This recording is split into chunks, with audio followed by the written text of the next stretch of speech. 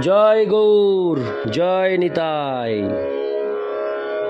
হরে কৃষ্ণ।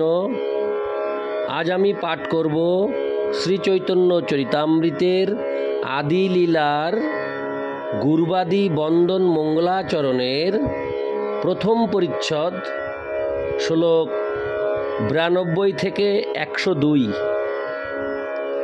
অডিওর শুরুতে সকল ভক্তিমতী মা ও ভক্তবৃন্দের কাছে আমার একটি প্রার্থনা, আপনারা সকলেই এই অমৃত গ্রন্থ চ্যানেলটিকে সাবস্ক্রাইব করে আমাকে আশীর্বাদ করবেন। হরে কৃষ্ণ কৃষ্ণ কৃষ্ণ হরে হরে, হরে রাম রাম রাম হরে হরে। শ্লোক 92। তার মধ্যে মোক্ষবাঞ্ছা কৈতব প্রধান, যাহা হইতে কৃষ্ণ ভক্তি হয় অন্তর্ধান। শ্লোকার্থ: ধর্ম, অর্থ, কাম ও মোক্ষ আদি কৈতব ধর্মগুলির মধ্যে ব্রহ্মে লীন হয়ে যাওয়ার মোক্ষ বাসনা হচ্ছে সবচাইতে বড় আত্মপ্রবঞ্চনা, কেননা তার ফলে কৃষ্ণভক্তি চিরতরে অন্তর্হিত হয়ে যায়।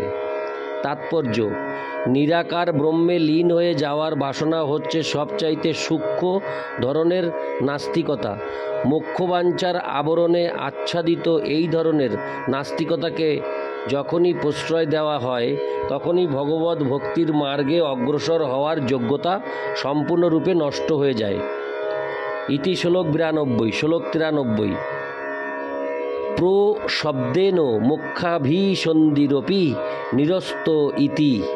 অনুবাদ: প্রো শব্দের দ্বারা শ্রীমদ্ ভাগবতের শ্লোকে মোক্ষবাসনা সম্পূর্ণরূপে বর্জন করা হয়েছে। তাৎপর্য: এটি শ্রীমদ্ ভাগবতের মহান ভাষ্যকার শ্রীধর স্বামীকৃত একটি টিকা। ইতি শ্লোক 93।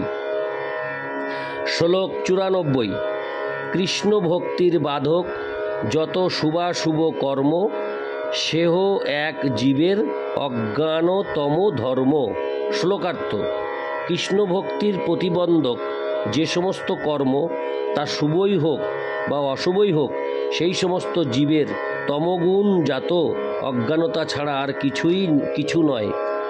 তাৎপর্য: এই পরিচ্ছেদে শ্রী চৈতন্য মহাপ্রভু এবং শ্রী মন্নিত্যানন্দ প্রভুকে যে সূর্য চন্দ্রের সঙ্গে তুলনা করা হয়েছে তা অত্যন্ত তাৎপর্যপূর্ণ।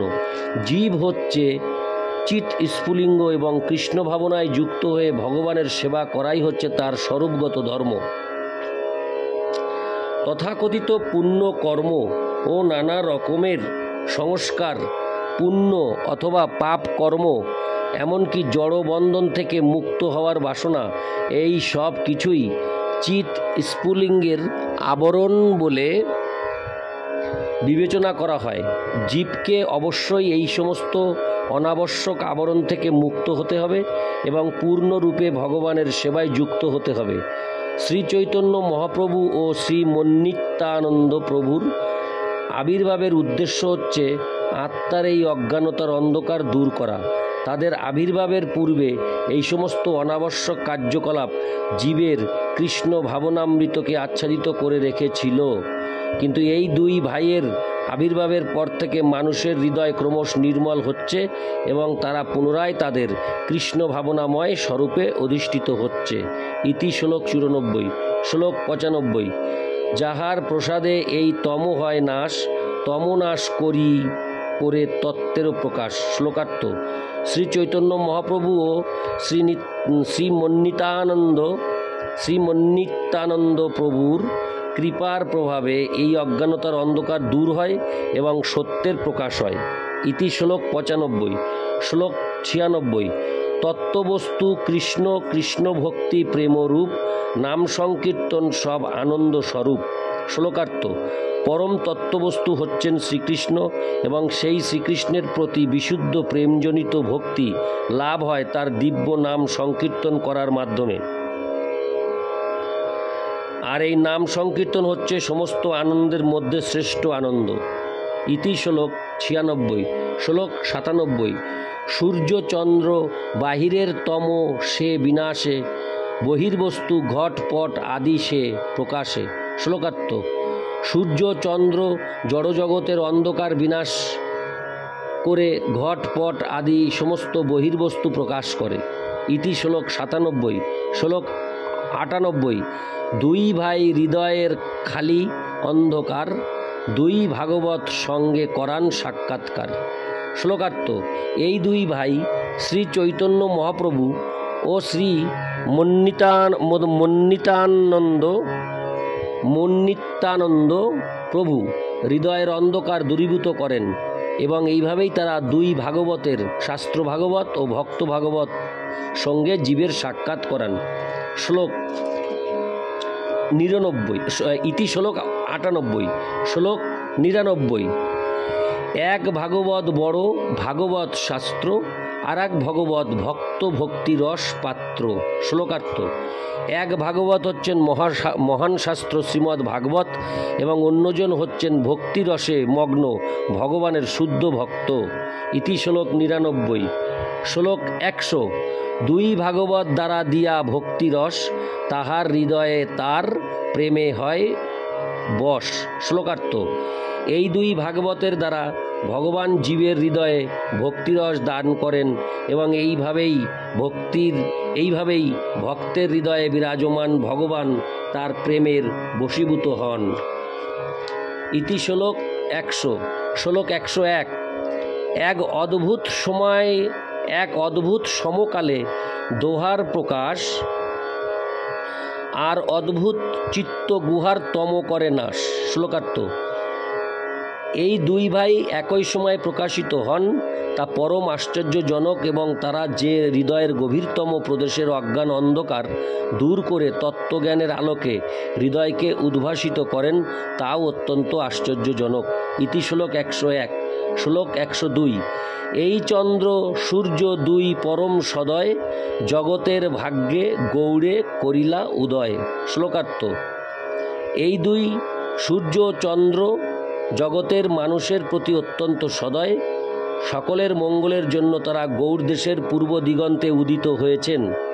তাৎপর্য: বিখ্যাত সেন বংশের প্রাচীন রাজধানী গৌড় দেশ বা গৌড় ছিল বর্তমান মালদহ জেলার অন্তর্গত।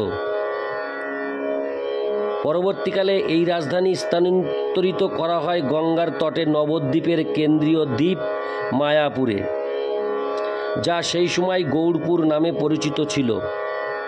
শ্রী চৈতন্য মহাপ্রভু এই মায়াপুরে আবির্ভূত হন এবং শ্রী মন্নিত্যানন্দ প্রভু বীরভূম থেকে এসে সেখানে তার সঙ্গে মিলিত হন। তারা গৌড় দেশের পূর্ব দিগন্তে উদিত হয়েছিলেন কৃষ্ণ ভাবনার অমৃত বিতরণ করার জন্য। এই প্রসঙ্গে ভবিষ্যদ্বাণী করা হয়েছে যে সূর্য চন্দ্র যেমন ধীরে ধীরে পশ্চিম অভিমুখে গমন করে, তেমনি 500 বছর পূর্বে তাদের প্রবর্তিত এই আন্দোলন তাদের কৃপায় ক্রমে ক্রমে পাশ্চাত্য জগতে প্রচারিত হবে। শ্রী চৈতন্য মহাপ্রভু ও শ্রী মন্নিত্যানন্দ প্রভু বদ্ধজীবের 5টি অজ্ঞানতা দূর করেন। মহাভারতের উদ্যোগ পর্বের 43 অধ্যায়ে এই 5 প্রকার অজ্ঞানতার কথা বর্ণনা করা হয়েছে। সেগুলি হচ্ছে: দেহকে নিজের স্বরূপ বলে মনে করা, জড় ইন্দ্রিয় সুখ ভোগকে আনন্দ লাভের উপায় বলে মনে করা, জড় জাগতিক আসক্তিজনিত উৎকণ্ঠা, শোক এবং পরম তত্ত্বেরও অতীত কিছু আছে বলে মনে করা। শ্রী চৈতন্য মহাপ্রভুর শিক্ষা এই 5 প্রকার অজ্ঞানতাকে দূরীভূত করে। আমরা যা কিছু দেখি অথবা যে সমস্ত অভিজ্ঞতা লাভ করি, সেই সবই পরমেশ্বর ভগবানের শক্তির প্রদর্শন বলে জানতে হবে। সব কিছুই শ্রীকৃষ্ণের প্রকাশ। ইতি শ্লোক 102। আমি এই অডিওতে শ্রী চৈতন্য চরিতামৃতের আদি লীলা প্রথম পরিচ্ছদের গুরবাদী বন্দন মঙ্গলাচরণের শ্লোক 92 থেকে 102 পর্যন্ত পাঠ করলাম। হরে কৃষ্ণ হরে কৃষ্ণ কৃষ্ণ কৃষ্ণ হরে হরে, হরে রাম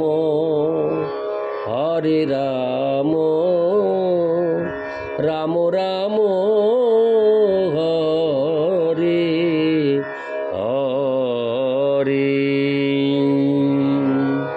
জয় গৌর, জয় নিতাই।